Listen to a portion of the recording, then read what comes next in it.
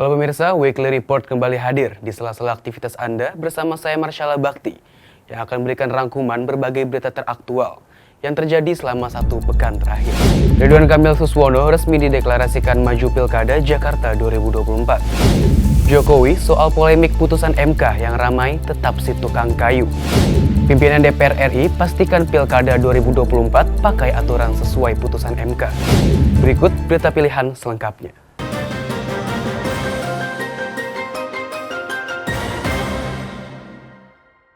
Kimples resmi deklarasikan dukungan kepada pasangan Ridwan Kamil dan Suswono untuk maju ke Pilkada Jakarta. Kimples resmi deklarasikan dukungan kepada pasangan Ridwan Kamil dan Suswono untuk maju ke Pilkada Jakarta. Acara deklarasi ini dihadiri oleh sejumlah elit politik termasuk PKS, PKB, dan Nasdem. Tampak hadir di antaranya Presiden PKS Ahmad Syaiqo, Sekjen Nasdem Hermawi Taslim, serta Sekjen PKB Hasanuddin Wahid. Sekjen Gerindra Ahmad Mujani, Sekjen Golkar Lodewijk F. Paulus, Sekjen PAN Edi Suparno, Sekjen P3 Arwani Tomafi, hingga Wakil Presiden terpilih Gibran Rakabuming Raka hadir dalam deklarasi ini. Ridwan Kamil dan Suswono sendiri tampak duduk di tengah para sekjen. Mereka kompak menggunakan kemeja berwarna putih dan celana krim. Pasangan Ridwan Kamil mendapatkan dukungan dari Koalisi Indonesia Maju atau Kimples, di mana koalisi tersebut adalah gabungan partai-partai Kim. Pengusung Prabowo Gibran di Pilpres 2024 dengan tambahan parpol PKS, PKB, dan Nasdem. Kabarnya, Kang Emil dan Suswono akan mendaftar sebagai pasangan calon ke Komisi Pemilihan Umum di masa pendaftaran, yaitu pada 27 sampai 29 Agustus 2024. Bakal calon gubernur Jakarta Ridwan Kamil berharap tidak ada kota kosong di dalam Pilkada Jakarta 2024. Menurutnya, setiap calon memiliki kapasitas yang baik dalam memimpin Jakarta. Bakal calon gubernur Jakarta Ridwan Kamil berharap tidak ada kota kosong dalam Pilkada Jakarta 2024. Menurutnya setiap calon memiliki kapasitas yang baik dalam memimpin Jakarta.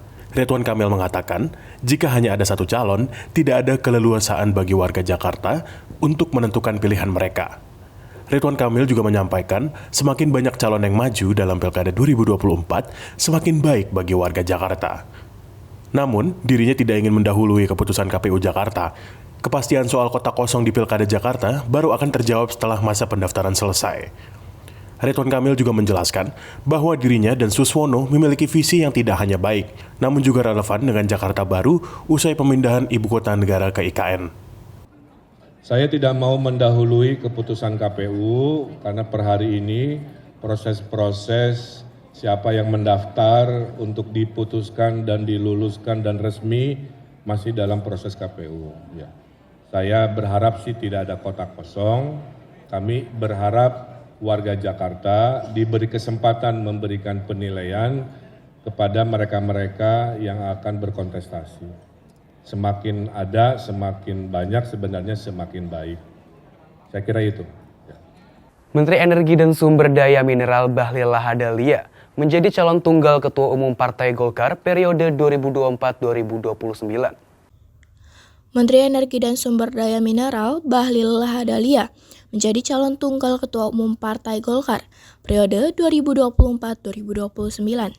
Hal tersebut disampaikan Ketua Steering Committee Rapimnas dan Musyawarah Nasional 11 Partai Golkar, Adis Kadir, usai Komite Pemilihan merampungkan verifikasi berkas kandidat yang mendaftar pada Senin 19 Agustus 2024. Adapun satu kandidat lain yang menjadi pesaing Bahlil ialah Ridwan Hisjam.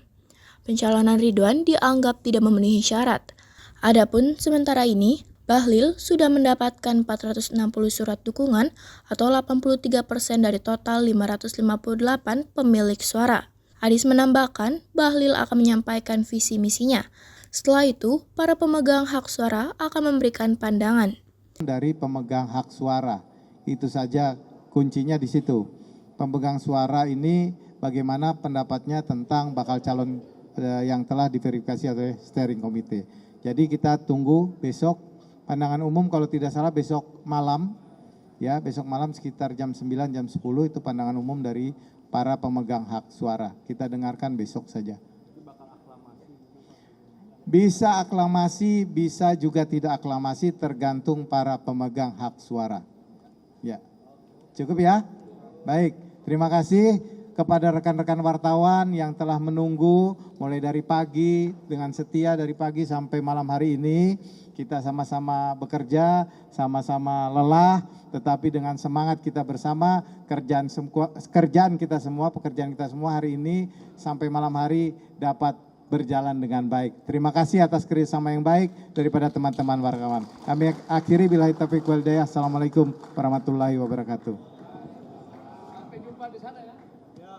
Dari Jakarta, Galuh Anggara, Azra Saufika, dan kru yang bertugas melaporkan untuk Berita Nasional TV. Ketua DPP PDI Perjuangan Eriko Sutardoga mengatakan pihaknya akan menggelar rapat terkait Pilkada 2024. Usai mengetahui Mahkamah Konstitusi resmi mengubah syarat threshold pengusung pasangan calon Pilkada serentak 2024. Ketua DPP PDI Perjuangan Eriko Sutardoga mengatakan pihaknya akan menggelar rapat terkait Pilkada 2024. Usai mengetahui Mahkamah Konstitusi resmi mengubah syarat threshold pengusung pasangan calon Pilkada serentak 2024. Eriko turut mengucap syukur atas keputusan MK tersebut. Pasalnya, peluang PDIP untuk maju di Pilgub Jakarta pasca ditinggalkan Koalisi Indonesia Maju Plus atau KIM Plus kembali terbuka kembali. Eriko menyampaikan akan ada banyak perubahan-perubahan yang terjadi dalam dinamika politik saat ini. Dirinya bahkan menyinggung sikap partai politik yang meninggalkan Anies Baswedan meski sudah sepakat untuk maju di Pilkada Jakarta. Ya, hari ini kurang lebih sejak 1 jam yang lalu ya, kita mendengar kabar dan kalau saya secara pribadi mau menyampaikan puji syukur kehadirat Tuhan Yang Maha Kuasa karena memang kemurahannya semata, ini ada jalan yang kemarin-kemarin mungkin seolah-olah tertutup jalan itu. Tetapi pagi menjelang siang hari ini terbuka jalan. Tapi sekali lagi saya tidak mau mendahului, tentu kita harus mengkonfirmasi ini ke KPU maupun KPUD mengenai berita yang kita terima bersama bahwa dengan 7,5% ya, kalau saya tidak 7,5 sampai 8,5% dari penduduk itu bisa mengajukan calonnya berdasarkan apa tadi yang disampaikan dari sosial media maupun dari media apa saja mengenai yang disampaikan oleh Mahkamah Konstitusi. Ya, ada barangkali yang lain, silakan. Sekretaris Jenderal Partai Amanat Nasional Edi Suparno mengatakan paslon independen di Pilkada Jakarta bukan kaleng-kaleng. Dirinya mengatakan Koalisi Indonesia Maju Plus atau KIM Plus bakal all out melawan Dharma Pongrekun bersama Kun Wardana di Pilkada Jakarta 2024. Sekretaris Jenderal Amanat Nasional Edi Suparno mengatakan paslon independen di Pilkada Jakarta bukan kaleng-kaleng. Dirinya mengatakan Koalisi Indonesia Maju Plus atau KIM Plus bakal all out melawan Dharma Pongrekun bersama Kun Wardana di Pilkada Jakarta 2024. Menurut Edi, pengalaman di lapangan serta rekam jejak yang cukup baik bakal jadi modal untuk paslon independen tersebut. Dirinya juga menegaskan calon independen di Pilkada Jakarta bukanlah kaleng-kaleng. Atas hal tersebut, Edi mengatakan akan all out di Pilkada Jakarta yang mendatang. Itu juga bukan lawan yang tidak tangguh ya, karena pertama kita menghadapi seorang pensiunan jenderal bintang 3 polisi ya, tentu memiliki pengalaman di lapangan, memiliki rekam jejak yang juga tidak kurang yang tidak sedikit ya, dan itu merupakan modal juga bagi mereka. Dan wakilnya Pak Kun Wardana itu kebetulan adalah mantan caleg dari PAN. Jadi kita tahu juga kapasitas dan kemampuannya ya. Jadi ini bukan lawan kaleng-kaleng, bukan lawan yang kita bisa anggap enteng, tidak. Kita akan persiapkan all out untuk bisa memenangkan pertarungan di Pilkada Jakarta. Tapi ada tudingan bahwa Partai Nasdem menanggapi keputusan Mahkamah Konstitusi yang ubah aturan soal pilkada persyaratan bagi parpol maupun perseorangan. Bagi Nasdem, peraturan ini memberi ruang bagi partai yang tak punya kursi di DPRD untuk maju sendiri mengusung kepala daerah. Partai Nasdem menanggapi keputusan Mahkamah Konstitusi yang ubah aturan pilkada soal persyaratan bagi parpol maupun perseorangan. Bagi Nasdem, peraturan ini memberi ruang bagi partai yang tak punya kursi di DPRD untuk maju sendiri mengusung kepala daerah. Pada peraturan yang diubah, MK menurunkan syarat suara bagi partai politik atau koalisi partai politik yang akan mencalonkan kepala daerah. Dalam aturan yang baru, hanya ada batasan persentase dibandingkan jumlah daftar pemilih tetap. Politikus Partai Nasdem, Taufik Basari, mengatakan Putusan ini akan mempengaruhi proses pencalonan yang sebelumnya terjadi diumumkan, sehingga sulit bagi partai untuk bertindak langsung. Taufik menyampaikan hingga saat ini, Nasdem masih mempelajari dampak terhadap putusan ini. Nasdem juga bakal meninjau lagi konstelasi pencalonan di daerah-daerah. Ya, hari ini kita memang mendengarkan informasi bahwa MK memutuskan terkait dengan permohonan Undang-Undang Pilkada yang membuka ruang bagi partai dengan yang tidak memiliki kursi dan ada penurunan suara untuk syarat untuk pencalonan kepada kepala daerah. Ya tentu ini adalah suatu hal yang baru yang butuh waktu bagi kita untuk mempelajari apa pertimbangan-pertimbangannya dan apa respon dari kita semua, karena bisa saja kemudian dari putusan ini mempengaruhi proses pencalonan yang sudah dikeluarkan oleh partai-partai politik.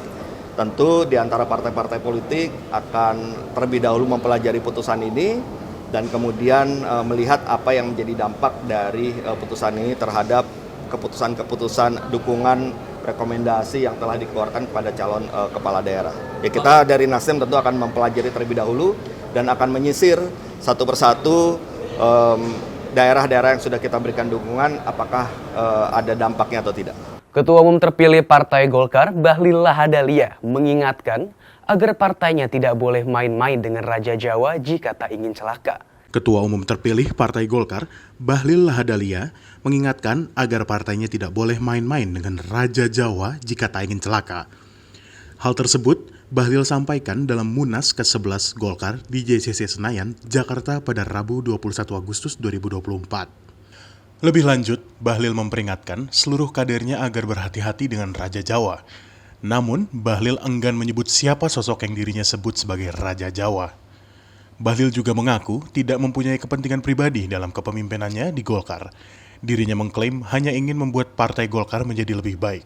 Bapak Ibu semua, yang berikut adalah saya harus menegaskan dalam forum yang sangat terhormat ini. Sebagai Munas, sebagai forum pengambilan keputusan tertinggi, maka izinkan saya dari lubuk hati yang paling dalam untuk mengatakan secara tegas dan seterang-terangnya bahwa kepengurusan ke depan, program paling pertama itulah menyukseskan pemerintahan Pak Prabowo Gibran dan berada pada garda terdepan untuk mengeksekusi seluruh program-programnya.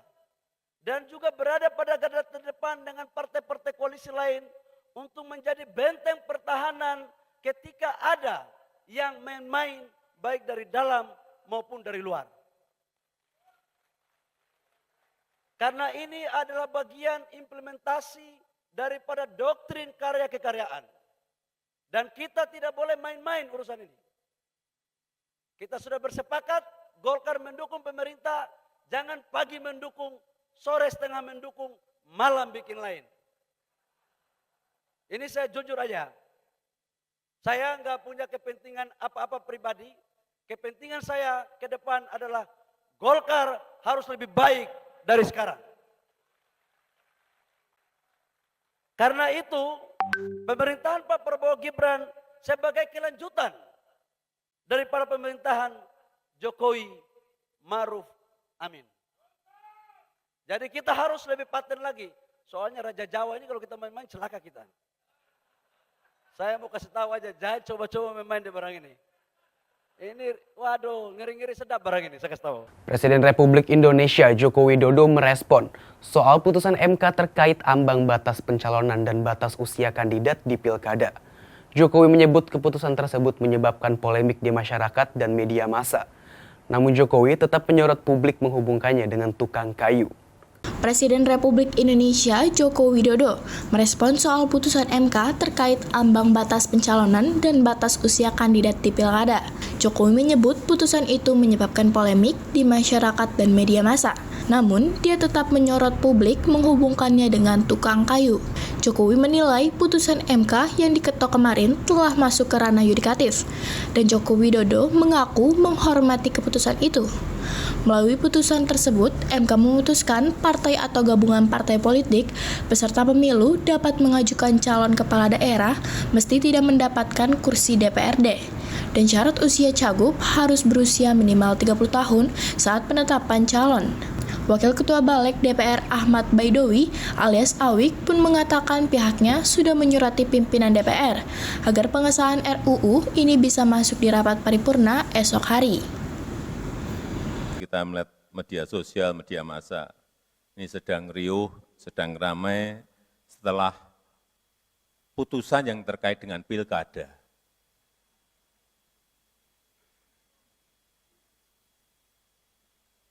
Setelah saya lihat di media sosial, ini salah satu yang ramai tetap soal si tukang kayu. Kalau sering buka di media sosial pasti tahu tukang kayu ini siapa.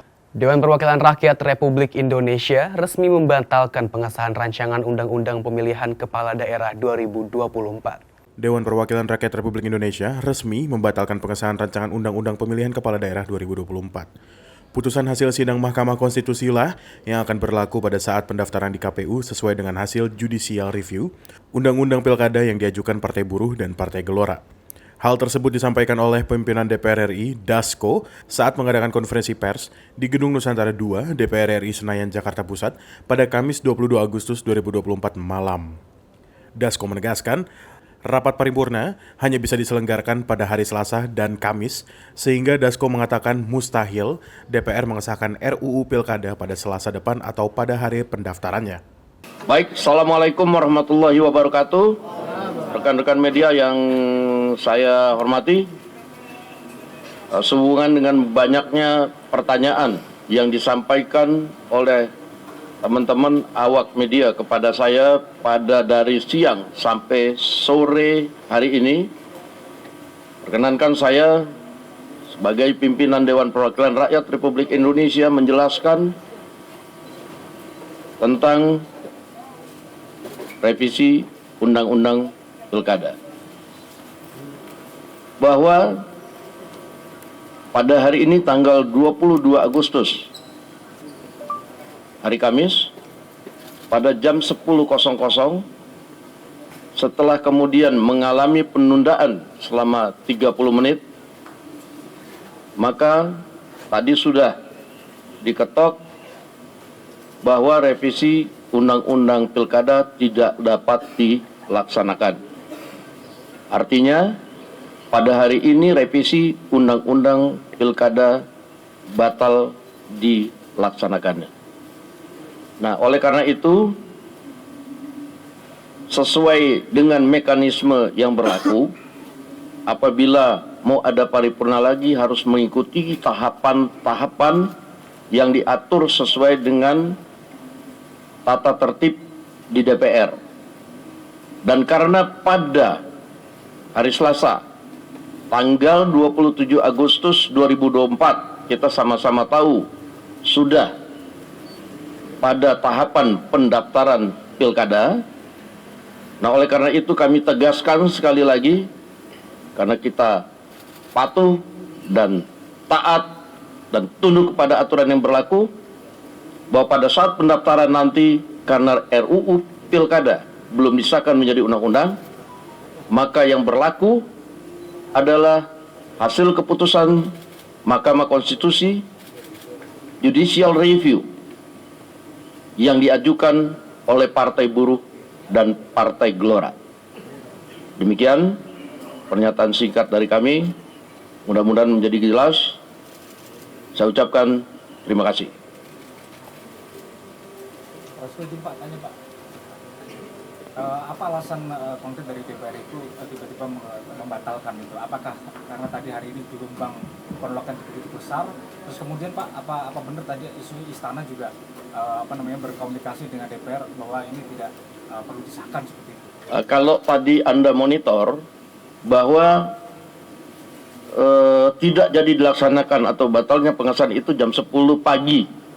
Jam 10 pagi itu belum ada masa, masih sepi. dan tidak ada komunikasi apapun, tetapi karena kita mengikuti tata tertib dan aturan yang berlaku tentang tata cara persidangan di DPR. Nah, sehingga setelah ditunda 30 menit dari 9.30 sampai 10.00, kemudian menurut tata tertib itu tidak dapat diteruskan, sehingga kita tidak jadi laksanakan. Demikian. Bang, ini apakah ada kesempatan untuk nantinya sebelum tanggal 27 pendaftaran ini, pembahasan RUU Pilkada ini akan digulirkan? Pembahasan rapat paripurna di DPR itu menurut aturan yang berlaku, kecuali yang sudah diagendakan dari jauh hari sebelumnya, hari paripurna itu adalah hari Selasa dan hari Kamis. Nah, tentunya untuk paripurna itu juga harus mengikuti tahapan-tahapan seperti rapat pimpinan BAMUS dan pengagendaan dalam rapat paripurna. Rapat paripurna terdekat kalaupun mau dilaksanakan itu adalah tanggal 27 Agustus yang kita sama-sama tahu sudah masa pendaftaran. Sehingga kami merasa bahwa lebih baik itu tidak dilaksanakan karena masa pendaftarannya sudah berlaku.